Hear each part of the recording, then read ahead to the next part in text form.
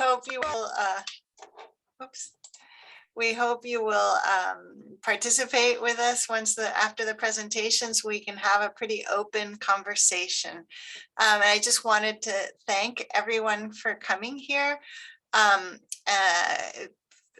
Cosmas and Cien Li Tan and Cosmas Emesium, I got in touch with to join us with, and they didn't know us and they agreed to do it, and we're very happy to open this conversation. And then the genesis of it is that Alejandro Chetman, Sergio Puig, and I have been working on a book on Latin American international law. And then as we saw this conference theme, I noticed in particular, that there's so much discussion always of international law and domestic law.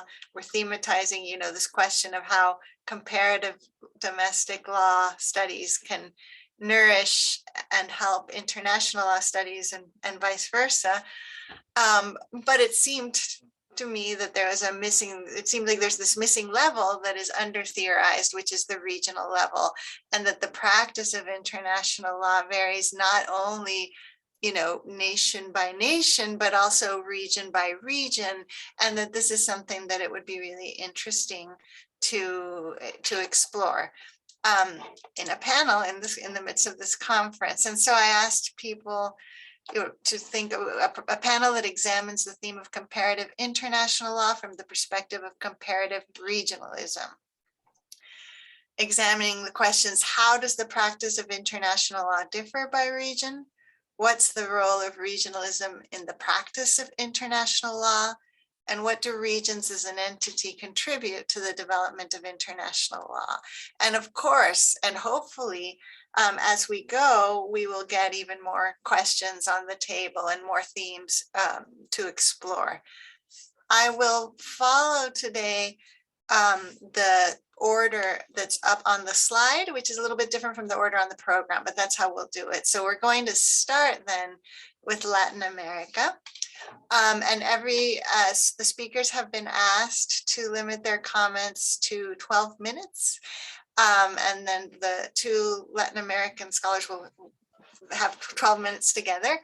And we will then leave a lot of time for open discussion at the end. We have an hour and 45 minutes, so we should have over, roughly 45 minutes in which to really keep talking and dig further and ask questions and have a conversation. So again, thank you everyone for joining us. We're going to start with Latin America, and I just want to introduce those two speakers. First is Sergio Puig, who's a professor of law and director of the International Trade and Business Law program at the University of Arizona James E. Rogers College of Law. And he has just published a book. He studies trade law, very fertile thinker. He's just published a book called At the Margins of Globalization, Indigenous People and International Economic Law, published at Cambridge University Press. And Alejandro Chetman is professor of law at the law school at Universidad Titela and in Buenos Aires, Argentina, and a fellow at the Argentine National Research Council, CONICET. He's also co-director of the Supreme Court Project at his university, Titela, and head of the law degree there. And he's published The Philosophical Foundations of Extraterritorial Punishment with Oxford University Press, and working on theory of asymmetrical conflicts. So I will hand it to you, Sergio and Alejandro, and then I'll introduce the other speakers as we go. Excellent. Thank you so much, Alex. In order to keep with the stereotype of the Latin American types, I'm going to speak first, unlike what it says in the slide, but that's a very minor change. So many thanks to the American Society for Comparative Law, the organizers of the conference, and of course to you, Alex, for putting together this panel. We are very much looking forward to discussing some of these ideas that we are developing with you and Sergio. So the project, as you suggested, seeks to assess Latin American contributions, ideas, sensibilities, interests, and dynamics in the growing area of comparative international law, looking specifically at the region. A first observation that I think is relevant is that this project is coming significantly after. So we are just beginning, or we are in the process of beginning to put together this book with colleagues from the region. And this book comes after the African, Asian, and Islamic counterparts, which I think says quite a bit about legal academia in the region. In short, we might not be talking enough to each other, and we might still have to work on a shared sense of intellectual community and purpose in the region. And it might be, and I don't know, but it might be that we are less internationalized than other regions, or perhaps less relevant to outside interest. So the project seeks to make contributions that challenge some of these concerns. So one big question we wanted to explore here is why focus on Latin America as a region? After all, it's a vast region which covers significant diversity and shares a geographical cutout with the US and Canada. So why not talk about Pan-Americanism as a project which indeed incorporates Canada and the US, and which has been advocated by many others, including not least Alejandro Alvarez in the early 20th century as the relevant or the most important geographical or regional dimension. So we want to think why we need to think about Latin America as a region in particular, and we think there are certain features and traits or sensibilities that favor focusing on specifically on Latin America as compared to the Pan-American project. And I want to speak, or I will speak briefly about some of the things that we find that brings us together as a region. So first, of course, there's a shared recent history with a very clear colonial past. Latin America has been colonized by specifically Spain and Portugal. Most of the countries became independent in the early 19th century, more or less at the same time. There were even attempts to create a confederation in order to resist the recovery of the land by Spain specifically. Second, there are many common legal and institutional features. Professor Verdier yesterday noted the deep influence of the colonial past on present institutional designs. So we have mostly presidential organization, central written constitutions with very similar features. And you can even see that the wave of constitutional reform follows significantly a regional pattern. So the last wave, beginning in the early 1990s, saw as many as 10 or 11 countries reforming the constitution in very similar terms. We can see participation in bloc in many international organizations, even despite internal tensions. And examples of these are the votes at the Uruguay round at the WTO, or the No of Tokyo reaction to ICSID. Third, Latin America has typically been under threat, challenge of more powerful external actors. In the 19th century, of course, there was the fear of recovery by European powers, notably Spain and Portugal. In the 20th century, the US and its Monroe Doctrine has been enormously influential, enormously or dramatically relevant for Latin American states.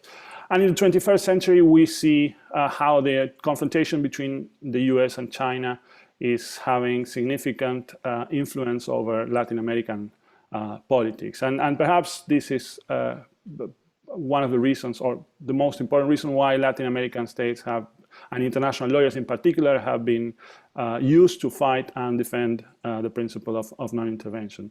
So if we look at China today, it's interesting that it works both as a shield against US imperial impulses, and also as a sword in terms of seeking attention by dominant powers, including or especially the US. And we think we should think about the Soviet Union and the Cold War in similar ways, but we have to think more about that. Fourth, there's attempts in the region at building international institutions or regional institutions, from the Bogota Pact to ALBA, UNASUR, or Mercosur.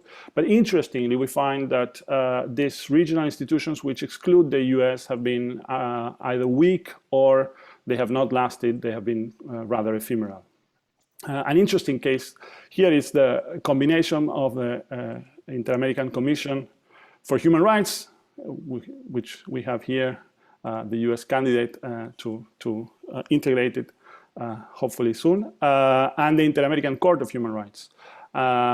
In this case, we have the Inter-American Commission, which does include the US, but the Inter-American Court does not include it, and it's different from the other institutions I mentioned earlier, in the sense that it has been not only stable, but also enormously influential, even though the US is not a party to it. And finally, perhaps one of the most distinct elements is the influence of the Creole elites, so or the criollo elites, as we would say it in Spanish. So the idea that there's an elite of people who identify themselves or have a consciousness which is at the same time part of the global elite and inheritors of the European ideas and traditions, and at the same time they feel deeply attached to the region and to the territory.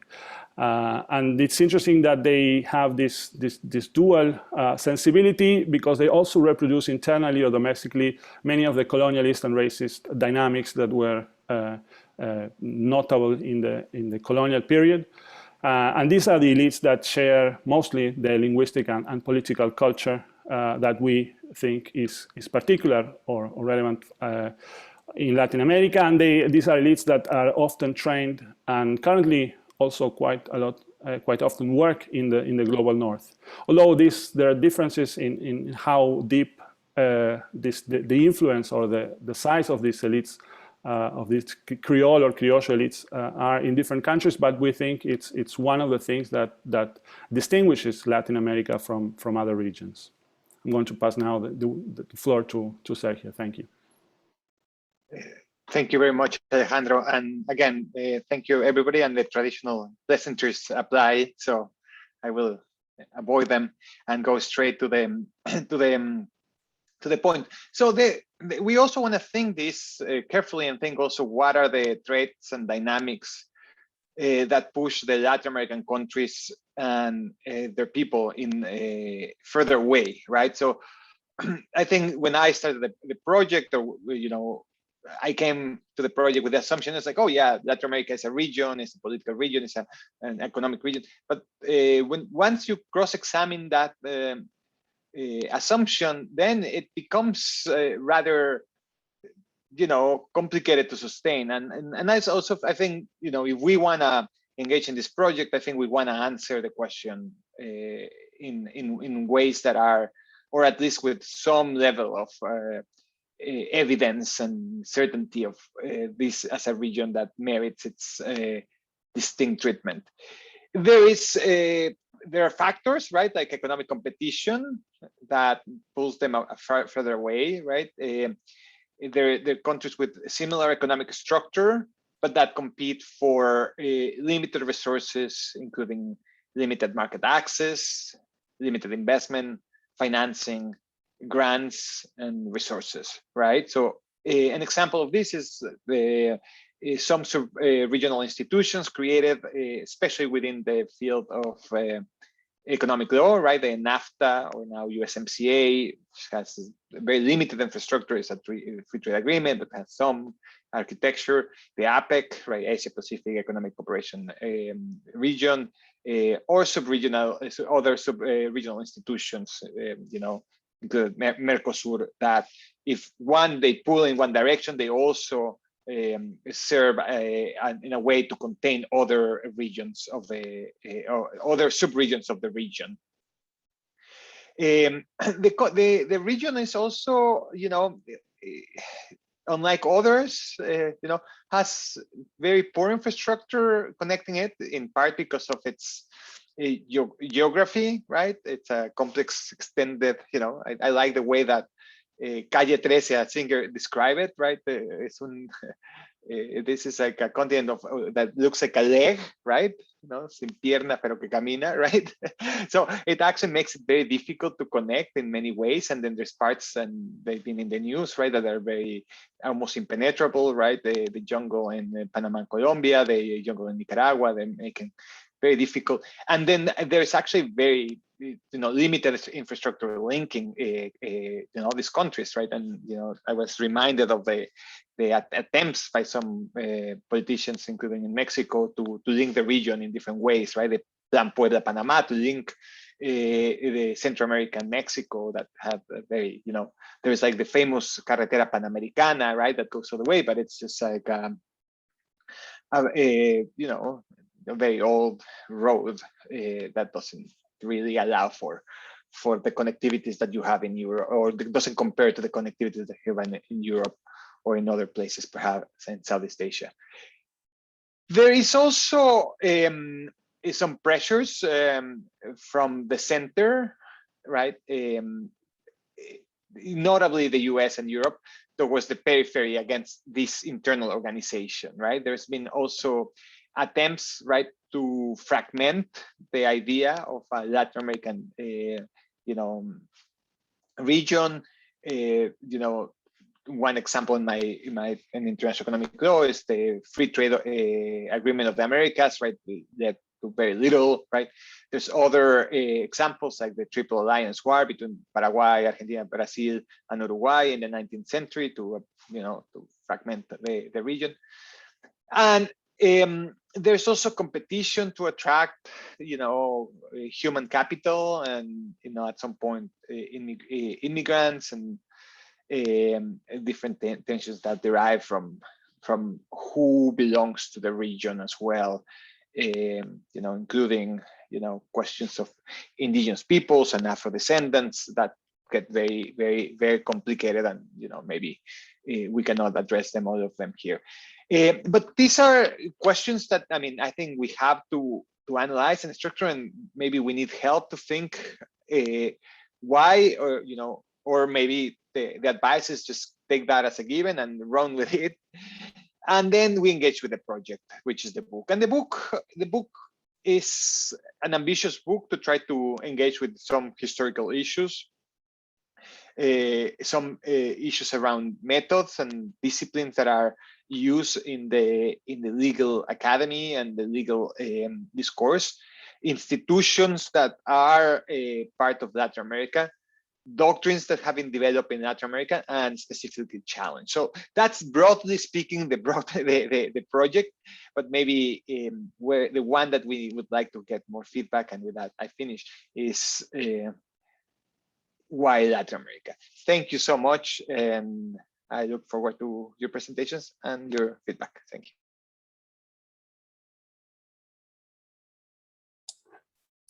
Thank you very much. And I have questions and thoughts, but I think that what we should do is go through all of the papers and then have a conversation together. And then the next on our list is Africa. And we have presenting today Cosmas Emesian, who received his SJD from Cornell University and is the co-editor of the Routledge Handbook of African Law, a historical, political, social, and economic context of law in Africa, published with Munandulo, and which has a really hefty section on international law, which I found pretty impressive. And again, I want to thank you for taking a cold call from me and joining us today, taking the leap of faith. Thank you, Alex. And I would like to share my screen because I have some slides, not necessarily fantastic slides, but they make sense in light of what has been already presented.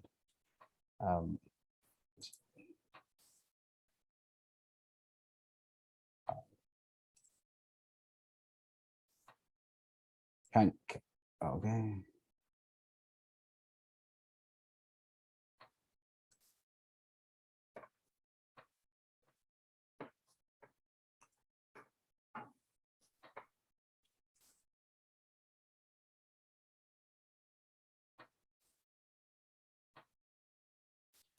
Maybe we can ask Maybe Steve.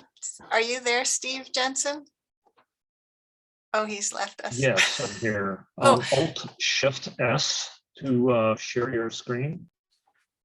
okay.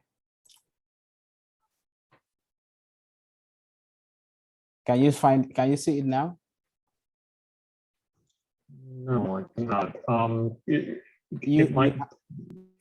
So maybe you can just go on. I can present without the slides, but I just wanted to illustrate something because Alejandro just did mention a couple of factors that are very relevant to the conversation.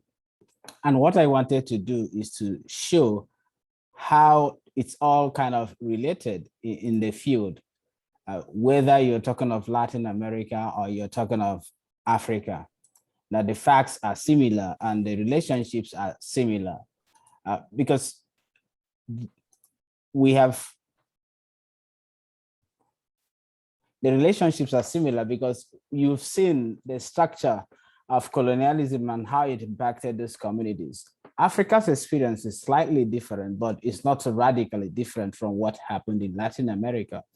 Wider Latin American countries were getting independence in the earlier parts of the 19th century. African states were still, some of them getting newly colonized.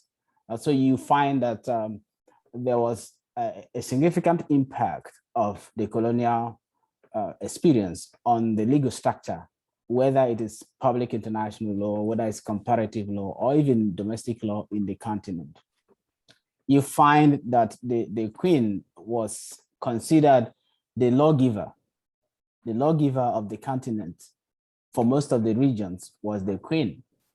So the queen, as the maker of the law, it determined a lot of factors. First of which is the history of the development of law in those states, the times, the transition periods within those states, which I call the temporal dimension, and also the knowledge base of law or sources of law in those regions. So you find that using these three paradigms of history, temporality, and knowledge, you can analyze what has happened in many parts of the region and what it means for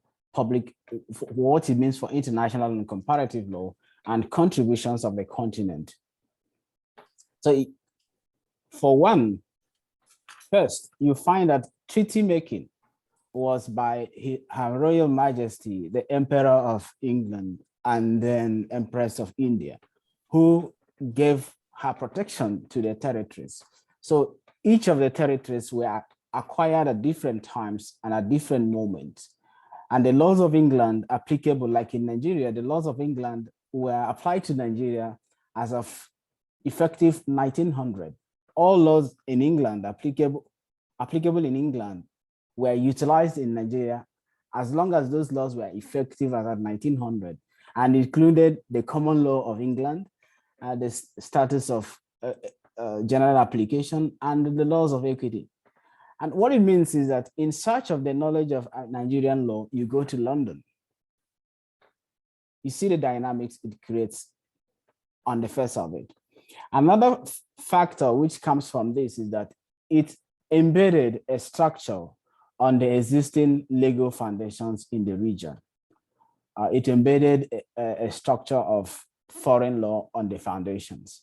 So whatever was considered indigenous law was subject to the repugnancy test, as written by English judges, as written by English authors, as considered by English law. You can say the same in the French region too, because there was also the doctrine of assimilation. So there was a radical change of the systems. There was a radical change of the timeline of laws. There was also a radical change of the sources of law. What does this mean? Of course, there was an attempt to codify indigenous laws by the School of Oriental and African Studies at the University of London, led them by Professor Allott, but that failed. That project did not succeed because indigenous laws were kind of much more complex and had their own values, had their own norm creation systems, unlike what was the Western system or the English common law system.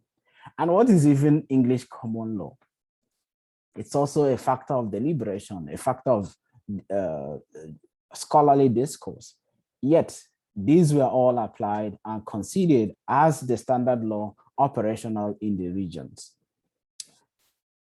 And before then, you discover that the customary international law on treaty making was still not codified because the Vienna Convention on Laws of Treaty came in the 60s, 1969 precisely. So what were the valid foundations of the treaty making by imperial states for and on behalf of peoples of the world, particularly the peoples of Africa who were under colonial governance? So what that did was, one, it created a structure of law which was disconnected from the needs of the community in some sense, because it was to serve domination, extraction of resources, and continued dependence. Two, it also created some kind of distance between the people and the law. They do not recognize these laws per se, and no sense of ownership. And three, it complicated the source of legitimacy of laws within those states. And so we find that so soon as it was time for independence, people started asking questions. Don't we need to reform these laws? And what does this mean for international law? What does it mean for comparative law? First, it led to an aggressive borrowing of templates or infrastructures of comparative law from different parts of the world. Some people avoided the parliamentary system and adopted the presidential system of government. The Lancaster model of constitution, what we call the Lancaster model, is that it was a colonial model of constitution, which was like a template. You change the dates, change the name of the country, and you give to the people. But these were communities that were more or less city-states, and then were put together by either colonial conquest or some form of agreements, which, with disparate power asymmetry, which produced nation states. So these nation states had the need not only to manage diversity, but also to meet the development needs of their communities, and hence the need for quick reform. And one of the areas you can see that quick and sometimes poorly managed reforms is in the constitutional making of the new states. And this was the era of independence, 1954, 1960, till about 1974, when Mozambique got independence from Portugal. But then we still had the apartheid system in South Africa. And international law, just like Alejandro was illustrating, was used as a shield and as a sword.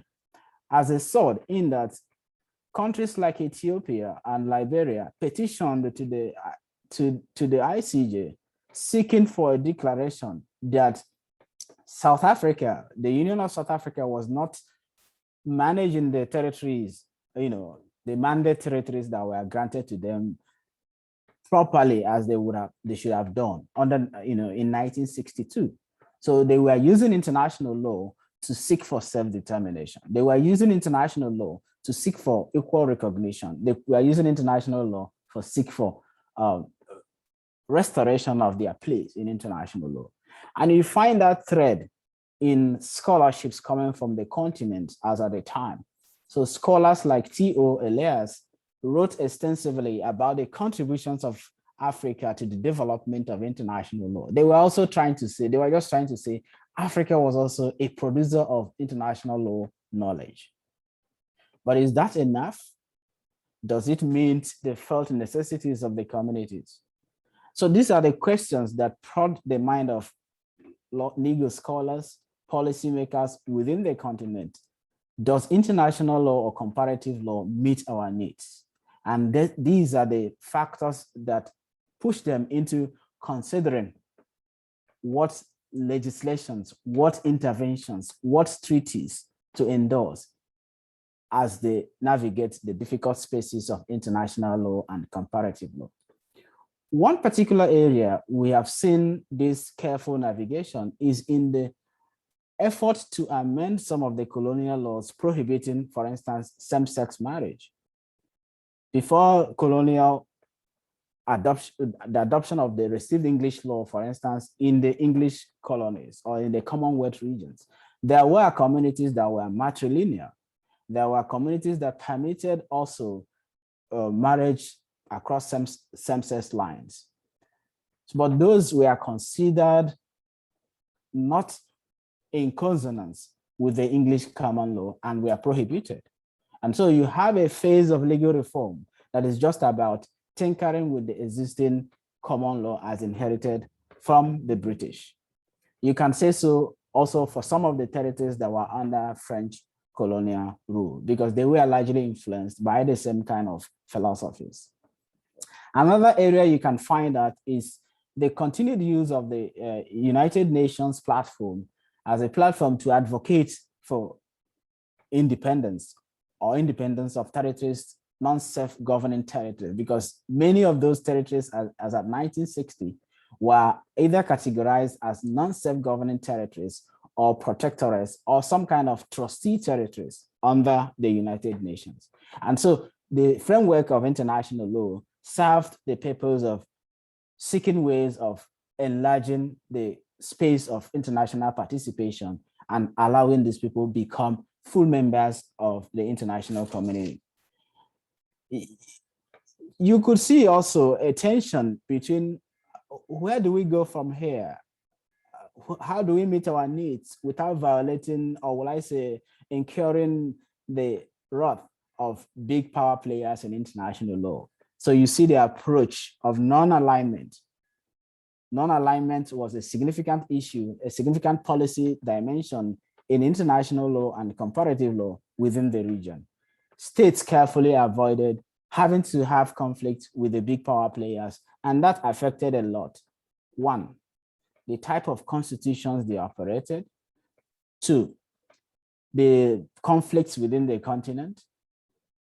And three, human rights and humanitarian order within those communities.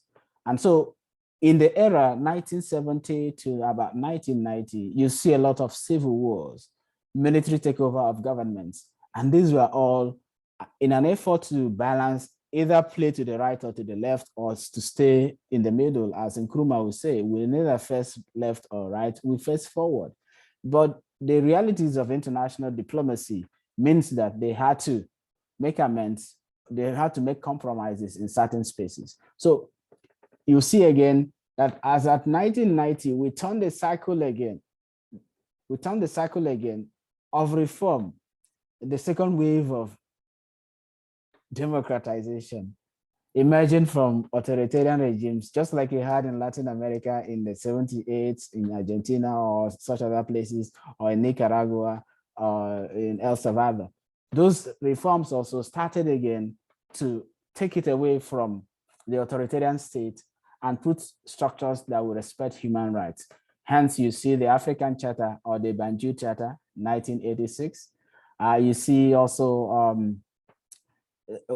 you also see efforts within the African Regional Bloc to set up the African Commission on Human Rights. You also see efforts to collaborate with other regions to produce these kind of outcomes. So I've been told my time is up. So all I'm saying is that the message I'm trying to pass across is that there are three key standpoints from which you can analyze regional developments of international law and what it means for international and comparative law, whether it's from the African perspective or from any other perspective. They are, one, the history, which provides for the experience of those regions. the timelines which serve as the turning point for legal developments in those regions, and what it means for international and comparative law, whether for comparative law borrowing or for comparative law reform or for international engagements. And 3, you can look at it from contributions in terms of knowledge, what scholars from these regions are arguing about or debating or producing or in an effort to change the dynamics. Now you see what we talk about as the third world approaches to international law is very popular in the continent. You also have what they call Afronomics now, which is like focusing on the economic aspect of international law and what it means for the region. I will let it there and welcome any contributions or questions you have along the line. Thank you for letting me participate.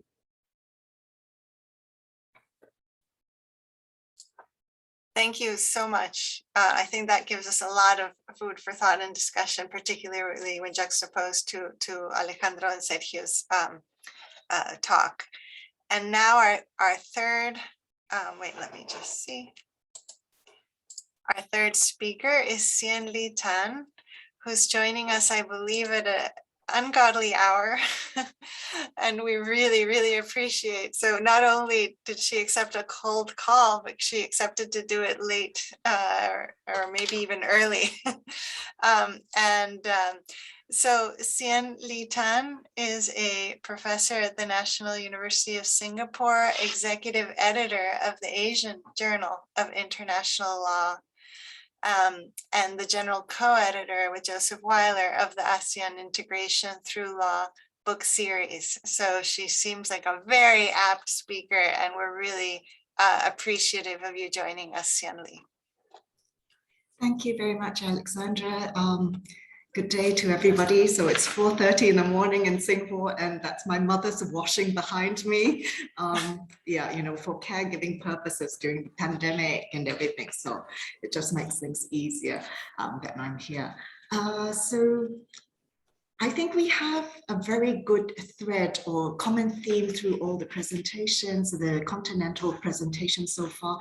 And today I'm going to share my experience or my work that I've done on regional organizations in the Asia Pacific in the Oxford Handbook of Ben Sol, Simon Chesterman, and Hisashi Owada. But my main area of research is the ASEAN Association, the Southeast Asian Association. So, but there are many comparative factors, but today I'm really talking about regional organizations of the Asia Pacific. So I have 2 slides to share. So let me see if this works. So just to, is that okay? Is that good? Yeah. Yeah, great. So just to let everyone see which the 7 organizations are, they span the entire region from Central West Asia, the Eurasian Economic Union, which is a relatively new organization, the Shanghai Cooperation Organization, Russia, China, and the states around here, the South Asian Association, ASEAN, which I do most of my work on, and then the APEC, Asia Pacific Economic Cooperation, which is more of a soft law kind of discussion panel, but is seen as quite influential in the region, and then stretching across to the Pacific, the Melanesian Spearhead Group, and the Pacific Island Forums. So that's where we are. So what started me thinking about these 7 regional organizations was, apart from, you know, being tasked to look at them for the handbook, was to, you know, get a handle on what the commonalities were. And one thing that I found out was that these Asia Pacific regional organizations suffer this label of being very ineffective, that they don't seem to accomplish much. But the bigger question for us in the Asia Pacific is,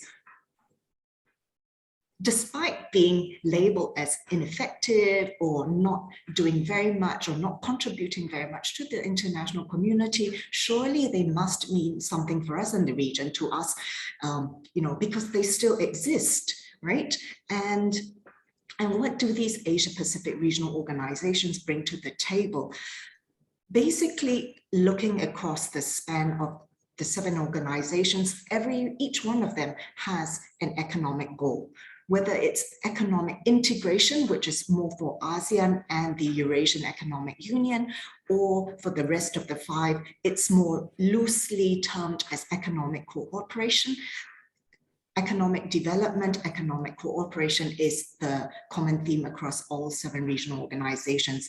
The second one is that they use it also for, let's say, an informal way of security cooperation. So it may not be very obvious, may not be overt, but as the Latin American and African presentations have shown, we are very much a product of our histories, especially our colonial histories. So the member states of these Asia-Pacific organizations are fiercely tied into their global South identity, their colonial histories. And so sovereignty is very, very much of a part of how they participate in international law, how they participate in their regional organizations, right? So, and to give a term that everyone's familiar with, we may think that Westphalian sovereignty is dead, but actually it's very, very much alive in Asia-Pacific regional organizations, because the type of sovereignty that we're looking at is really quite absolute.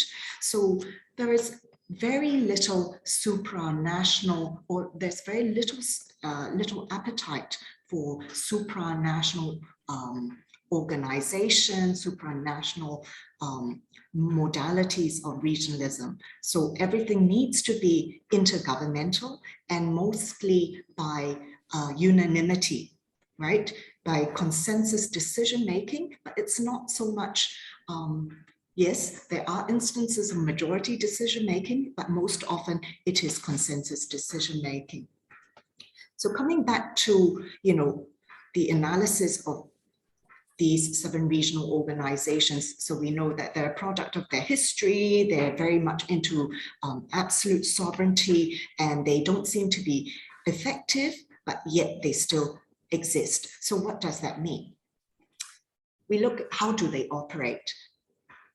If they're looking at economic and security cooperation, we look at the types of law that they use. And they may have a treaty, a constituent treaty, but the other modalities which they use to cooperate in are very often soft law. So they would use a mixture of treaties and declarations or other types of soft laws. And soft law in the international law world sometimes is seen as, an indicator of inefficacy.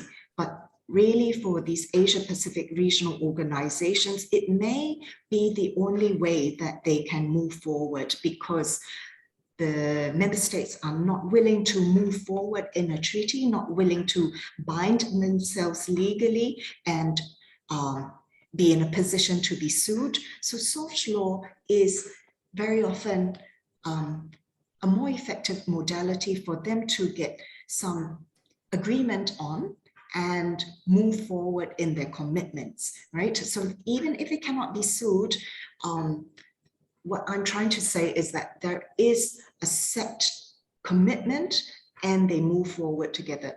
It may not be as effective as what we see in the European Union, or in Asia. We also do like to look at the Latin American regional organizations, which we think are far more effective in the classic sense than Asian organizations. But soft law is probably the way that we, or rather the member states, prefer to move forward in. Secondly, tied to the question of laws is the institutions. So we have far fewer institutions, and these institutions are much less structured than what we see in Europe or in Latin America. So there's virtually no court except in the Eurasian Economic Union. And in terms of the secretariat, these are also much more loosely organized, and there is a looser hierarchy. So basically what the intergovernmental how do you call that, bodies, so the politicians or the ministers representing the member states, they make the intergovernmental decisions, and those filter down into the organizations for implementation.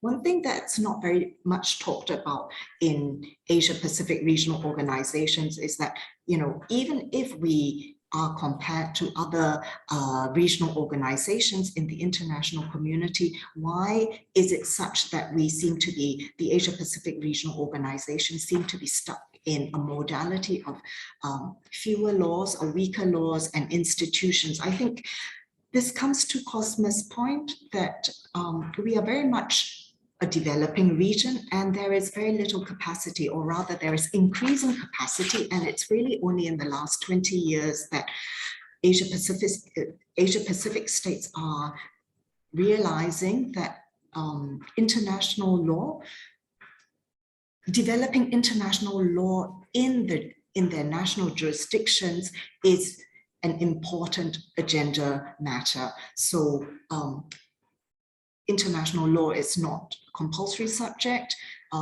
Many diplomats or international law practitioners have to do it at a postgraduate level. And all these things, you know, education, capacity building, all these factors do tie into the way and how and the reasons why Asia Pacific regional organizations participate or use international law and participate in the international legal order as such. So just to conclude, apart from the law, institutions and capacity building, what we can see is that all these regional organizations of the Asia Pacific did start out, even with the economic and security cooperation aim, they started out as mainly political and diplomatic organizations. And then as they developed, the member states may wish to take on more classic features of international organizations, so becoming more legalized, being more institutionalized. This can be seen in ASEAN and Southeast Asia and with the Eurasian Economic Union. So, but there comes a point where members do decide which way do they want to continue being a more diplomatic, flexible political organization, or do they want to move into a more legalized track? So for the Eurasian Economic Union, they are still intergovernmental, but they do take on very much supranational modalities. Whereas for ASEAN, it continues to move into the legalized, institutionalized track, but maintains very strict intergovernmentalism. So there are kind of two models of two models of more legalized and institutionalized regional organization, plus the political organization as we see. So three types of models. So what does this mean to conclude, right? Does this, going back to the original question, does this mean that Asia Pacific organizations are deemed as ineffective based on the current understanding of what we have for international organizations or regional organizations? I think that we need to analyze what the benefits are. Although these regional organizations do not seem as efficacious as how we understand international organizations to be, but I think the important thing is whether these regional organizations are important to the member states and the people in that region itself, and the modalities with which they are transforming to engage with the contemporary international legal order. So thank you. Thank you so much, Sandy. That's fascinating. And our final speaker comes, in essence, it's a category that challenges the other categories that we've been using, which are all geographical, but we've invited Emilia Justina Powell to speak about Islamic law and international law. So it's not a geographical region, though it does kind of map up into some geographical cohesion, but it's not how we usually divide up the world geographically, and yet seems like a really important category to explore as we ask this question about the meaning of regionalism in international law. Emilia is an associate professor of political science and concurrent associate professor of law at the University of Notre Dame. And she's written extensively on international law, international courts, dispute resolution, the Islamic tradition, Islamic constitutionalism, and common and civil law, including a book published in 2019 called Islamic Law and International Law, Peaceful Resolution of Disputes. So thank you, Emilia, for joining us. Thank you so much for the invitation and for including this category of Islamic regional, I wouldn't say, like you said, Alex, regional views of international law. Is more of a systematic relationship between two coexisting bodies of law, which is classical international law and then CR, CR being Islamic international law. So the first thing that I want to elaborate on, that yes, it is true that what I call Islamic law states, they don't just belong to one particular region, but span the Middle East, Asia, Oceania, and then North Africa. And the one unique thing about my category is that it is a very old version of international law. So CR, Islamic international law, has coexisted alongside classical international law for centuries. So it's not something that Islamic law states are working on right now, try to catch up with classical international law. It's something that has existed for centuries. And I actually think, and I am sure of that, lack of knowledge of this reality is one of the main misunderstanding of the Islamic legal tradition and how it operates in the relationship to the global order. So I want to start by really thanking Alex for organizing this panel, because so often we assume that international law is really global and it embodies all of the values that we share, but as it turns out, it doesn't. And there's so much work on this topic, questioning the true international nature of international law. So what we hear from Islamic law states, so from Muslim scholars, is that for centuries there have been voices speaking in Arab language, in Persian language, from scholars in the context of international law or Islamic international law, but those voices are usually not heard by the rest of the world, and especially by the English speaking scholarly community. So oftentimes, and I think that's true for all the other regions that we are considering here in this panel, that we speak on different levels or on different types of voices, and we miss each other. And somehow we don't have a coherent voice of international law that includes all of the thoughts from all of the regions, or in my case, Islamic international law. So I want to give you just a brief introduction to CR, Islamic international law. It is very, very old, and it draws on the same sources as the rest of the Islamic legal tradition. So sources of CR are found in the Quran, the holy book to Muslims, and then the Sunnah of the Prophet. So Sunnah of the Prophet Muhammad. And this is why Islamic international law is part of Islamic law. So really here, conceptually different or unique embeddedness of international law inside the legal system. It comes from the birth of Islam. So we really don't think about dualism here. No, because CR draws on the same sources as all the other parts of Islamic law. One of the major misperceptions about the Islamic legal tradition, and in particular Islamic international law, is that it is unified. But that's not true. We know that the Islamic legal tradition is very diverse. It not only encompasses different versions of Islamic law. So I always say there's not one Islamic law, but multiple Islamic laws. And the same is true for Islamic international law. There's divergence of views. Of course, we know the division between the Sunni and the Shia, but it goes beyond that. Multiple scholarly communities, multiple schools of Islamic jurisprudence have different thoughts about Islamic international law. So in a way, the Islamic legal tradition does not speak in a coherent voice when it comes to a variety of issues, including Islamic international law.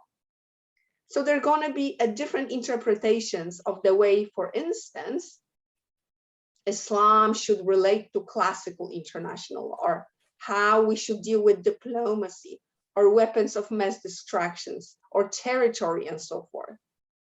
Second misperception about the Islamic legal tradition is that is failing to recognize that modern Islamic law states practice Islamic law differently. So the way that Kuwait will engage with classical international law, or the global order for that matter, is going to be very different from the way that Malaysia is going to do it, or Kingdom of Saudi Arabia, or Algeria, and so forth. There's different ways in which Islamic law interact with secular law in the context of domestic jurisdictions, and therefore the interface with classical international law and the global order of each Islamic law state will be unique. Third misperception is that Islamic law is cryptic and out of touch with modern reality. That's really not true, especially in the context of international law, because contrary to what people believe, a lot of people believe, Islam has contributed numerous fantastic institutions to classical international law. The problem is that those contributions are usually not talked about or ignored. When I spoke with one of scholars, I believe it was in Algeria, he said, Emilia, it's like cut and paste. The West took our institution and cut and pasted it into their own legal system without recognizing it. So for instance, maritime law. Maritime law has been developed enormously in the Muslim milieu, way before the Western world really introduced concepts such as the freedom of the sea. Islamic international law thought about, for instance, dividing different parts of the sea into areas of different links with territorial, with sovereignty. Another contribution is in the area of humanitarian law, treatment of prisoners of war, asylum, diplomacy.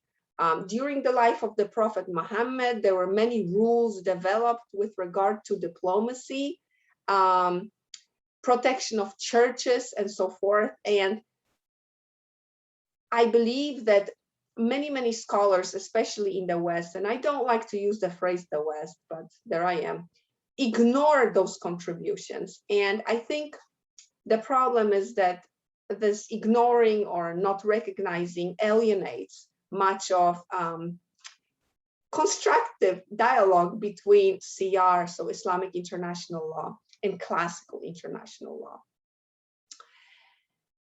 In general, of course, we have many differences between Islam and classical international law. And we see that behavior of Islamic law states toward the global order will be varied in the context of those differences. So for instance, when we're thinking about CEDAW or Convention on the Right of the Child, we see that even though many Islamic law states will sign and ratify those conventions, they will place reservations on many provisions, saying that we consider those provisions that are inconsistent with Sharia or Islam, and they use a variety of phrases. We consider those parts of those conventions as non-binding. Why is it? Because there's this additional, deeply contextualized layer of normative commitment in each of those states to the Islamic legal tradition, including Islamic international law. So really, even though we can look at the commitments of Islamic law states toward the global order and say, you know, they participate in the global order, we do not see a consistent pattern. They're going to speak in many voices. Why? Because, as I said, there's not one Islamic law. There's not one Islamic international law. There are many interpretations. And secondly, because those states also have many political disagreements, many religious disagreements, and they interpret or view their own commitment to the Islamic legal tradition differently. But it also doesn't mean that Islamic law states don't participate in the global order. They do. But they're going to modify the global order. They're modifying international law for the purpose of their own, I would say, well-being, whether political or religious. And the use of reservations, creating regional organization is one of those, one of the signals how those states approach international law. So how do we proceed from here with regard to the relationship between CR and classical international law? I think that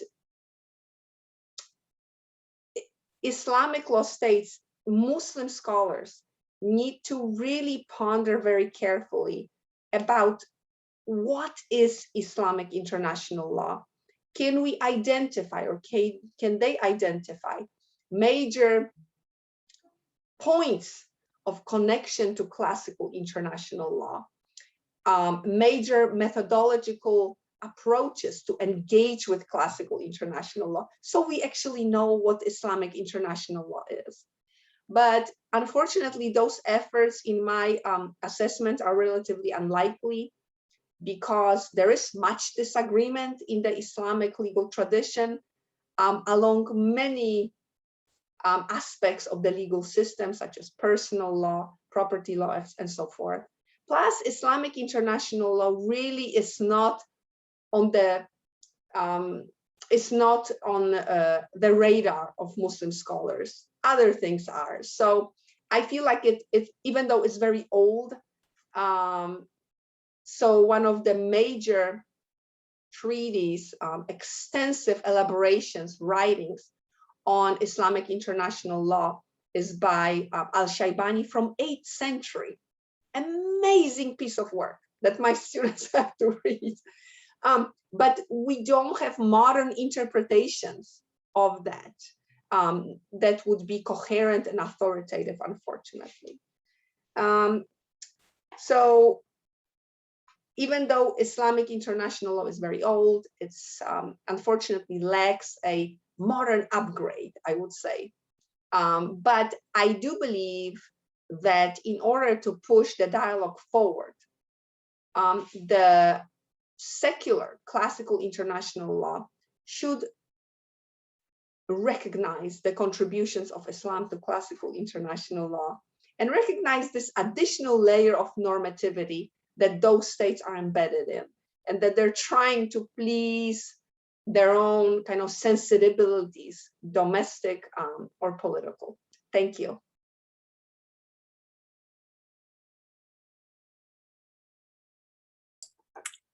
Bravo, yes, and thank you. Am I muted? No, okay. Can you hear me? Yes, okay, thank you. This has been such a rich series of talks, and I have some scattered thoughts that I'll just throw out there, but I'll do that but I'm hoping that the people who are on the call will also be thinking their scattered thoughts and share it with us, and that we can open it up and have a conversation. So I'll just say a few things, and then the panelists can either respond or we can go directly to other people's thoughts and reflections and questions. As I heard the first two sets of talks on Latin America and Africa, it seemed at times like what was the work that was being done was listing shared common features of the regions, right? Or that sort of justify the designation of this as a region that's coherent, right? So it's almost like a justification of the existence of this category. And I just ended up wondering with both whether or not it's justified, because you can, of course, poke holes in those lists and say, well, but so do these other countries, and like you could find other regions, and in fact, the two lists were very similar in certain ways. So why not make Africa and Latin America a region? So I ended up wondering, okay, but what does the category do? Right? What does it do? Why is it a useful category? And why are we even talking about it? Even if it is descriptive of shared features. And I mean, with Latin America, I think one way it's used is, as we said, as against the United States, which is kind of Alvarez's contribution maybe. And I think it creates also a sense of identity that seems important and perhaps politically enabling. In Latin America, especially around human rights, it seems to me that there's an important identity formation role that the region plays. I'd be interested in hearing your thoughts about that. And I wonder, and in the African setting, I'm not as familiar. It seems like post-colonialism and responding to colonialization also plays an important role in identity formation that is somehow politically enabling for countries to work together. So I'm just wondering, what does it do, that designation? And with Sien Lee, I thought it was interesting that you were talking about regional organizations, but underlying the talk that you kept talking about of the region, the Asia Pacific region. So I wonder for you what that designation is doing. Why are you focusing on these 7 organizations that are within that setting? You seem to think that they have some shared features, like it's a developing region, you said. So are the others, right, that came before you. So I ended up wondering why is the Asia Pacific designation important to you? And then I thought it was really interesting to hear you talk about, to thematize legalization, right? The process of going from a more political institution to a more legal institution, and pushing back on those who are saying, well, Asian institutions are not as legalized and not as effective, therefore. But again, I ended up wondering, well, what is it? We say that about other regional organizations as well, or sub-regional, right? And of course, in all of these regions, there are these sub-regional groupings, and I wonder if that's different from regional or similar to regional. And same sort of theme for Emilia. What it sounded towards the end of your talk, it ended up sounded to me like SIAD, or Islamic international law, is not a source of identity. Like, it doesn't seem to be something around which contemporary Islamic states or any states really gather. Like, it's not really doing any work on very much work on the geopolitical scale for these countries. Islamic law does, but not CR as such. And I just wonder if that's the case. Is this a category that's a more technical legal category that you're studying, or does it have a geopolitical role, I guess? And with that, yeah, you panelists can either respond or we can open it up to questions. Whatever happens first, we'll go with.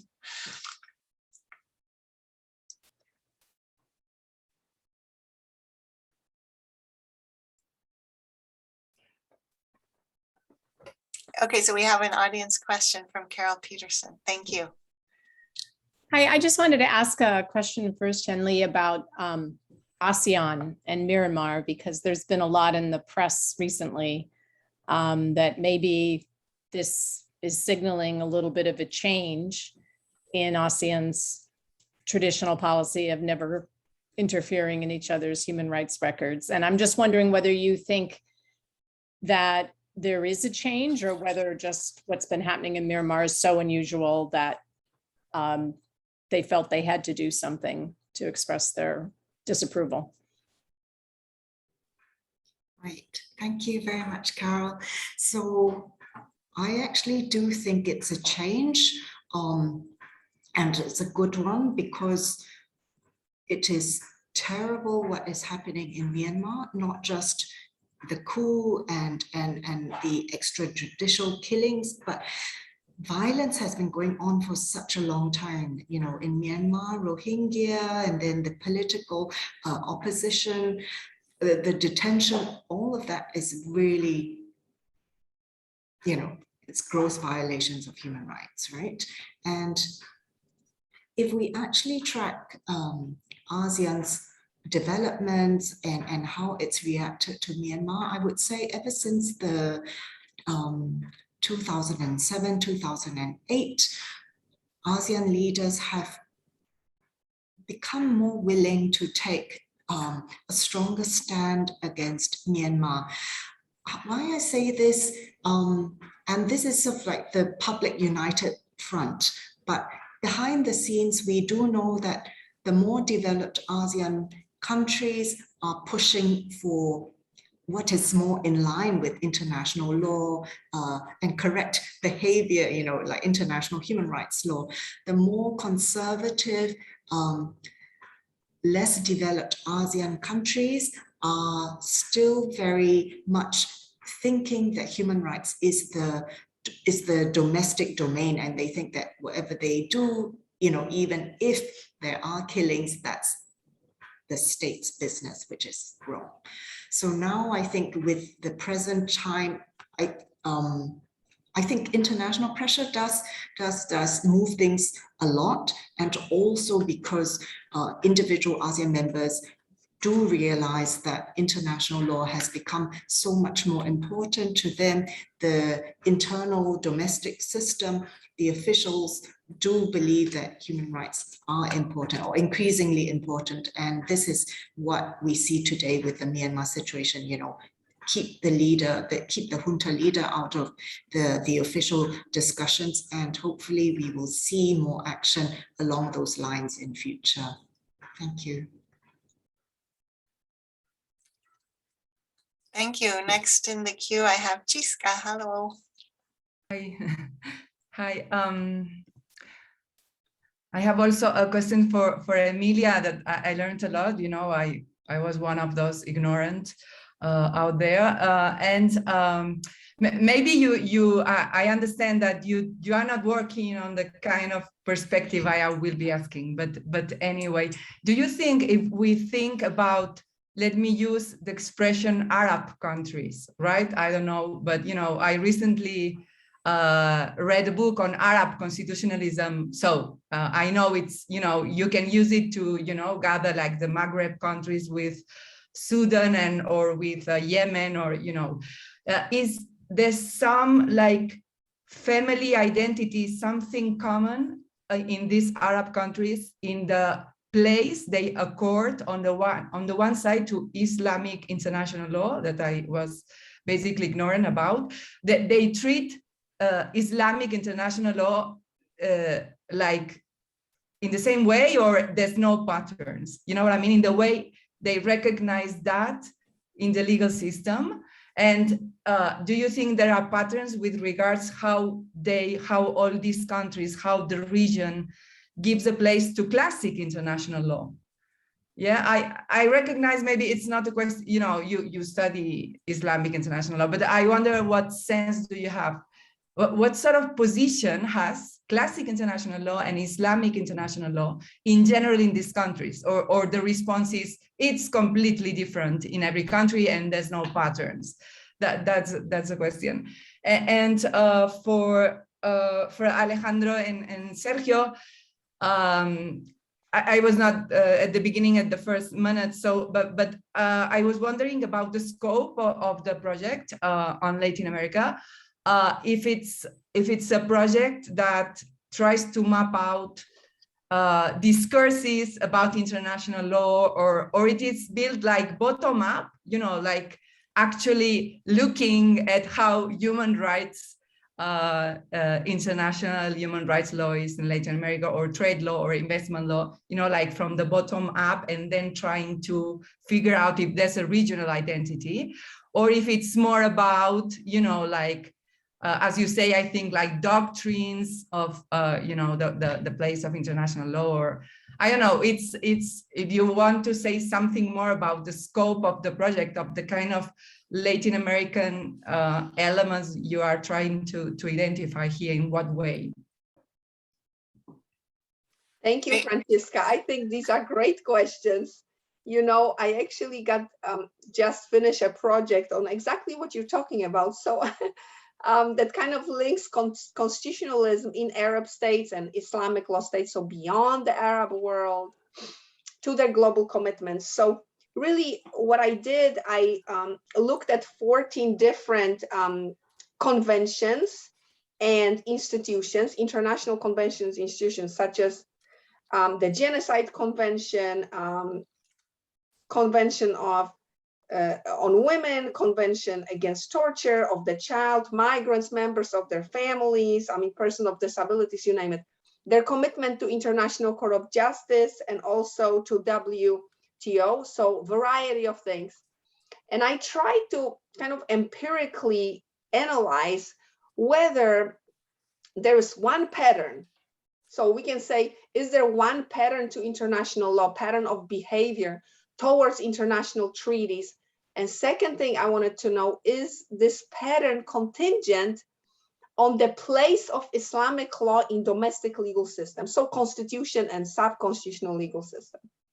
So the answer again is they speak in many voices, you know. So if we take the Convention on Women, CEDAW, so out of 29 Islamic law states, 27 have accepted the convention, they're active part of the convention, but overwhelming majority places reservations, Sharia related. So, you know, they're going to say, well, as far as women's position in the family, we're going to interpret it according to Sharia, the way we understand it.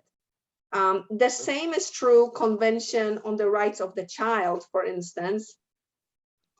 Islamic law states usually place a reservation on child freedom of religion by stating that it is the duty of Muslim parents to raise a child in the spirit of Islam.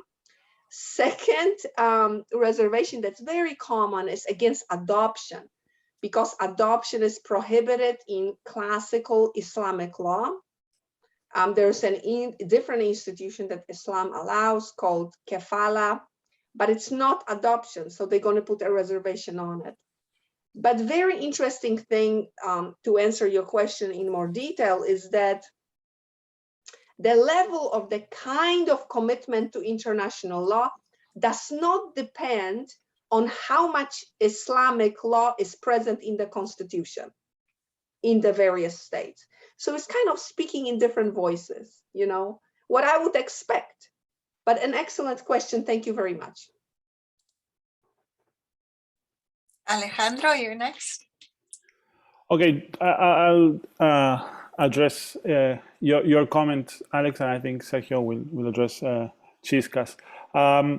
I think you're totally right in that Latin America as a region is useful politically because it's enabling, despite, as Sergio well suggested, the internal competition and tensions that these countries have.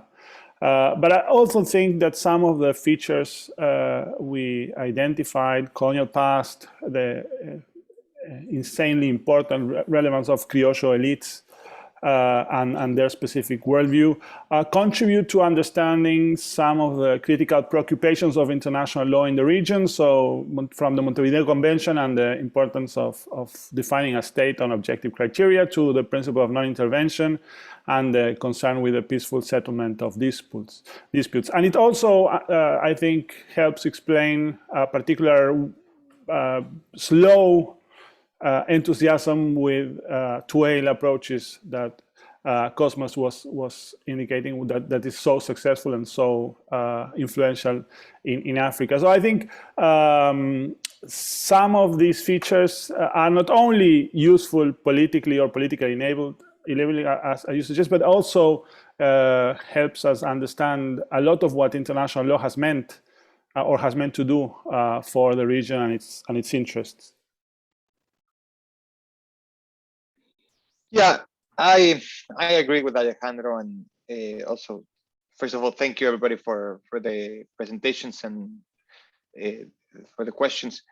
I was stuck with your question, Chisca, on, if I may, Francisca, sorry,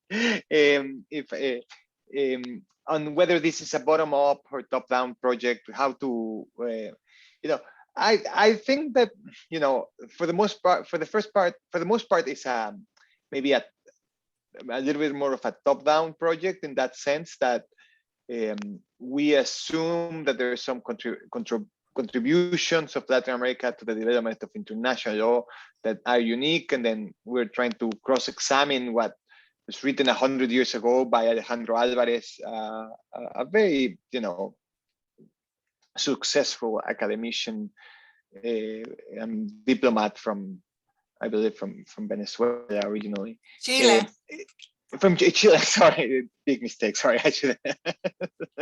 Es todo lo mismo, ¿no? De Guatemala para allá, todos, sorry. That basically it makes a very interesting discussion of the history of the 19th century, and then links that history to specific contributions, right? Or it's a very impressionistic but very well done article.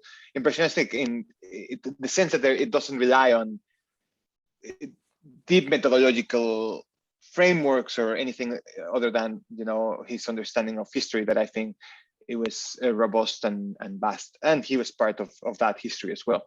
So in some way, it brings that that element with it, right? And that, but I do think that as we discuss this, I think it's helpful to also think this in those terms, right? That there are many other areas where we can include these more bottom-up perspectives, right? For instance, my chapter, what I plan to do is the development of interdisciplinary research and international legal studies in the region.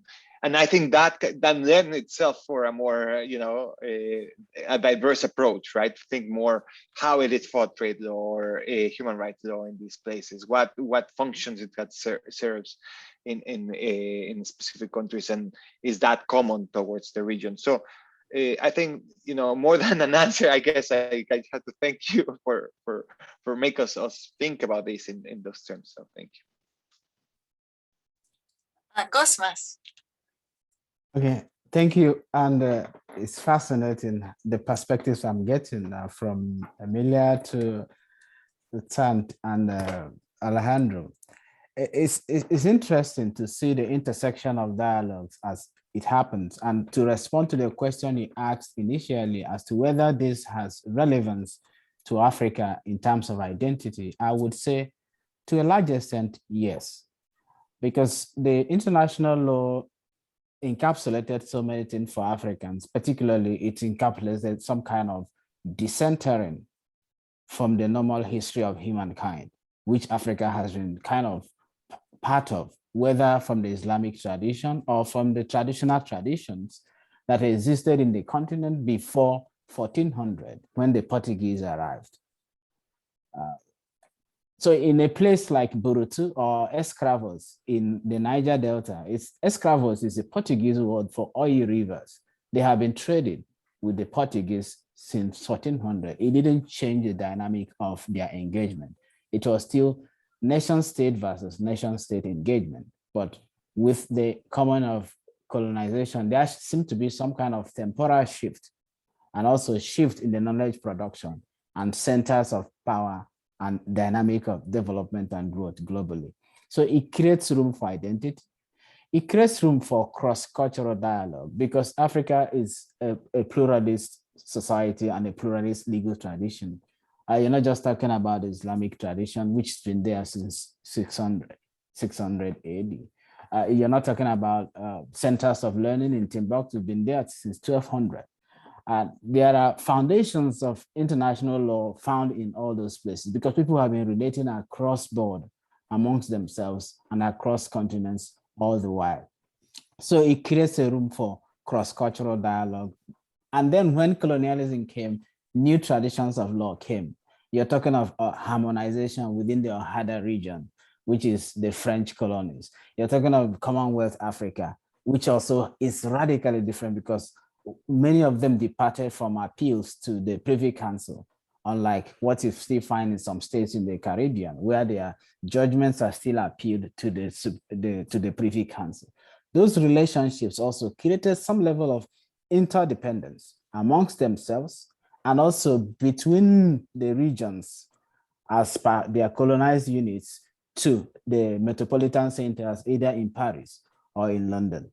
So it created relationships economically and politically. And those relationships are carefully often navigated with the tools of law, particularly tools of international law, tools of comparative law. If I were to adopt a child from Mali, I would have to consider the conflict of law issues that will come across, because Mali has a lot of Islamic law foundations. It might not be different if the person was living in northern Nigeria, because there's a lot of relationship in the older Songhai Empire, which was also kind of very Islamic in nature. So you see a lot of things going on: identity, cross-cultural dialogue, path dependence, and cross-cultural fertilization of legal knowledge. And then you look at the temporal dynamics. As the changes of time come about, these societies meet new dynamics, whether it is challenging bilateral investment treaties as to how it has shrunk the space for legal regulation or economic regulations within their communities, or whether it's trade liberalization as how it has affected their capacity to make for sustainable investment in particular areas of their community. So they see it not only as a tool of identity, they see it as a tool of dialogue amongst institutions, between cultures. They also see it as a way of championing their developmental needs in the moment. And so I would say they test the winds while sailing on the waters of international law. And that's how I would view what African states do. And it can differ from Kenya to Uganda or from Kenya to Egypt. It can differ. But the central point is that when it comes to collective questions like access to vaccine, they would have to show solidarity to be able to get it, because the power dynamics, the politics of international law is something they have experienced over time. And they know that if they are in districts or in small units, they often don't succeed. Thank you so much. Thank you, Cosmas. So I'm wondering if there's other questions, other thoughts, other comments from the panelists. Sergio. Well, I was very interested by Emilia's discussion, and it really made me think, this aspect, right, that I haven't really ever thought, right, whether at least in the field of international economic law, there's something, an Islamic international law or contributions of Islamic law to international law. And then I started thinking, right, well, I remember where there's like on some exit cases where the issue of interest have come up, right? And then when I was at the bank, there was at the World Bank, I work at the World Bank, there was all the issue of Islamic finance that basically through Islamic through the development institutions then get incorporated into the agreements. Agreements are in some way making international law. So in a way, yeah, it seems that there is not a political project around Islamic international law, which is kind of different from Latin America. I think that Latin America has used perhaps, international law in more political ways, because it seems Islamic international is probably much more fragmented. But it does seem to be deployed in interesting way at certain goals sometimes, right? Either the abilities of Morocco in the case that I was telling you, or making sure that the financing complies with the state and local laws. So what's your thought? I mean, maybe that's a very big question that I'm trying to ask here, but it provoked some thoughts on me. Thank you. This is great, Sergio, because really the uniqueness of Islamic legal tradition and the way that it gets integrated or juxtaposed against classical international law agreement is that Islam is deeply religious. And again, I approach Islam as a legal tradition, not a religion. But what a lot of people don't realize that it is an elaborate system of laws. It is a whole legal tradition that is very detailed. When I teach Islamic law here at the law school, students are shocked with the amount of details that are provided in the Quran itself or in the Sunnah of the Prophet, or then the modern Islamic jurisprudence on the issues like you mentioned in the context of economics, interest. So riba in Islam is prohibited, of course, and we have the institutions that I call them legal acrobatics, that actually you don't charge interest, but you somehow charge interest, but it's religiously compliant. So what I see, and I think this is what you're hinting on, like what is the real impact of Islamic law, right? Like, is it political? Is it religious? And my answer is going to be all of it, because when you have legal tradition grounded is what is considered the word of God, you cannot say straight away, I'm going to charge interest, because that's against the will of God for you, according to Muslims. So then the whole legal system has to develop around this notion. If it's for political reason, if it's for strategic reason, let's set it aside. But this additional normative framework of reference that you have to maneuver around is there. And we see it in every aspect of international law, or other aspects of the Islamic legal tradition, where those states need to balance modernity and trying to have income, let's say, or be economically stable and globally relevant with traditional Islamic Muslim institutions. And that includes interest or any other things like prohibition of adoption, or the fact that some crimes are listed in the Quran and with punishments, and they have to somehow navigate around this reality. Great idea, Sergio. Thank you for this. Alejandro. Do we have time? I don't want to. Yeah, we have 10 more minutes. Okay. No, I have a question for everyone here, really, which is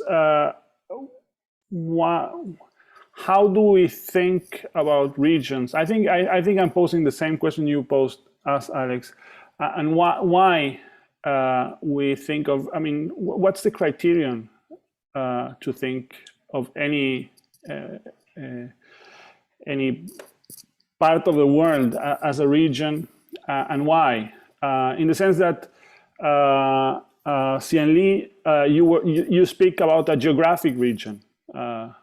You look at the map, and so does Cosmas, I think. But Emilia, you think about a region in a very different terms, which are religious or cultural, and Sergio, Alex, and I, we think in a mixed way. So Latin America is partly geographical, of course, but it's also mainly, or as importantly, cultural.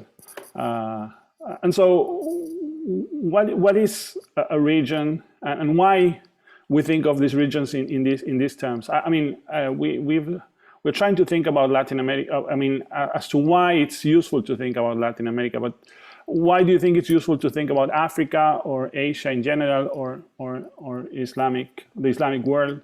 What are we trying to do with this regionalism thinking? I'm not sure whether I'm clear enough, but I'm puzzled.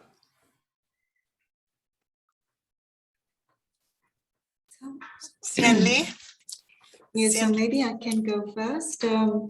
I think for us, the collection of authors in the handbook and why I was looking at the Asia Pacific, it's the Asian Society for International Law has existed since 2008. And I think it was an idea of the senior diplomats in the international community from East Asia. So really specifically East Asia, that said, we're missing the voice at the UN, we're missing our place on the international stage, and let's do something about it. And it was really a reaction towards being left out, I think. Yeah, I mean, there's no diplomatic way to say this, but yeah, of being left out and not always wanting to take the rules as given, and to develop a voice of how we in East Asia use the common international law and the common international order in our own way for our own interests. So I think it was from that perspective, and then it developed, although it's the Asian Society of International Law, the East Asian voice is very strong, and then it kind of diversified, right? It diversified to that we really do want to hear from the voices of South Asia. And those voices are very strong, very developed in the international law world. Difficulty that we have is that we can't really seem to find enough voices or international law lawyers from Central and West Asia. And this has been, we have had this concerted campaign to include their voice, but it's been very difficult to get contacts from those sub-regions. So we just wanted to know what everyone else was in the business of international law, what they were about and how we could project, an Asia or Asia Pacific front forward. I wanted to also respond to Alexandra's comment, why these seven regional organizations, or sub-regional organizations of the Asia Pacific. Basically, they're the most dominant or the largest ones I could find, and I didn't feel comfortable that I would do a study without including, the two furthest most poles in the Asia Pacific region. Even though, South Asia, East Asia, and, the sub-regional organizations are more pronounced there, but the Eurasian Economic Union is important, as well as the Pacific organization. But it was very, very difficult. All seven organizations, it was very difficult to find data on. ASEAN, not so difficult, because in the last 15 years, there has been a lot of foreign aid that has been developing the website and the resources and the public output of resources. But the other organizations do still struggle with putting the information publicly out there. Yeah.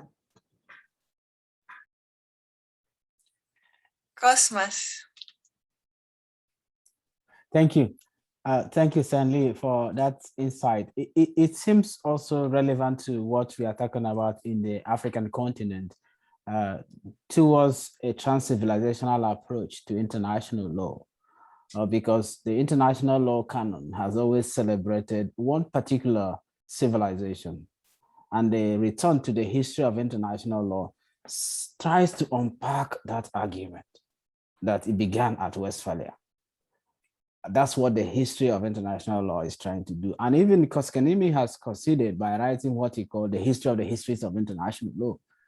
And yet you still see that there's a limited number of voices, whether from Latin America or Africa, in contributing to international law. The last volume of Oxford Handbook on international law expresses that, because it is also an amalgamation of scholars from North America and Europe.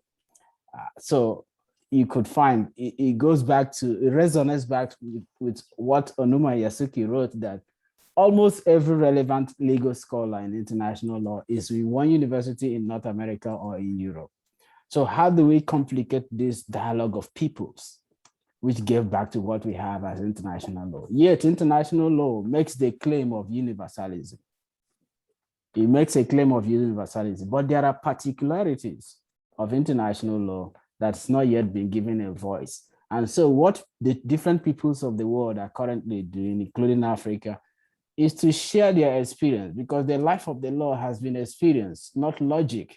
There's nothing logical absolutely about international law. It's been about experience, whether it is the East Indian Company or the Dutch East Indian Company or the British East Indian Company or the United African Company or the Royal Niger Company. They were all in business, and is in the process, in the business of that experience, that international law was given birth to. They were the ones chartered to sign treaties, whether it's with Singapore or whether with Filipino tribes, and these things were, discussed later on and substantiated as part of international law in the disputes that arose, whether it's the Island of Palma's case or any other case that arose along the line. So the role of corporations, we still see it in the modern times. And those corporations were experiences of people going to do business across borders, across nations. So the life of the law, of international law, I would argue, is experience and not essentially logic. And so that experience is leading to a germination of new ideas, new approaches, new voices of international law. And we should welcome it, maybe, and streamline them, maybe, because what do we call customary international law?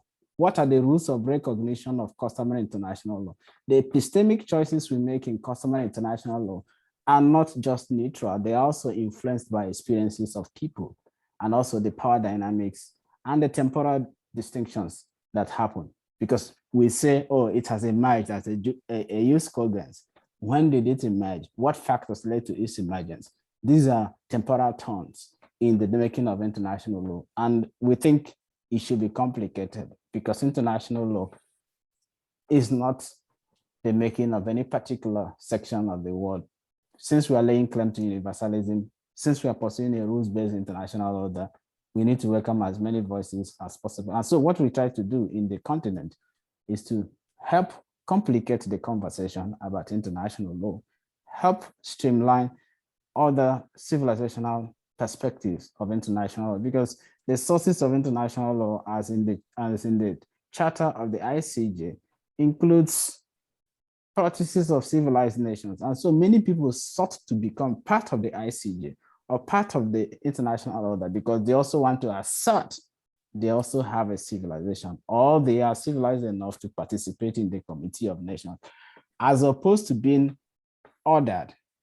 Because international law is a tool of legitimacy and ordering. It legitimizes what happens and orders certain persons to categorize them as protected persons or not self-governing persons. And we still see that in the Chagos Island case. So it's complicated like that, and we need to bring complicated voices to the development or conversation narratives about international law. And that's where I think regional organizations play an active role, whether it's Latin America or Africa or Asia Pacific. And I'm super excited you conceived this type of conference to look into it.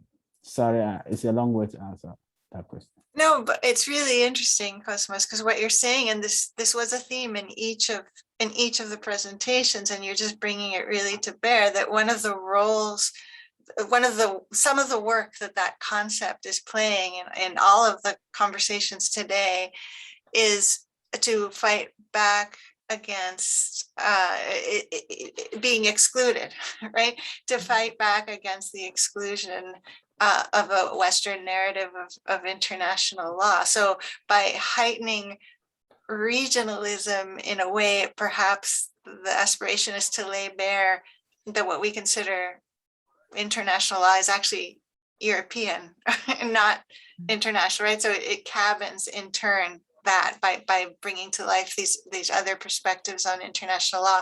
And I mean, I think that's in a sense also what's animating, at least in part, our approach to calling this Latin American international law and bringing to life these perspectives. So that's very interesting. So thank you. And we have reached the end of our time.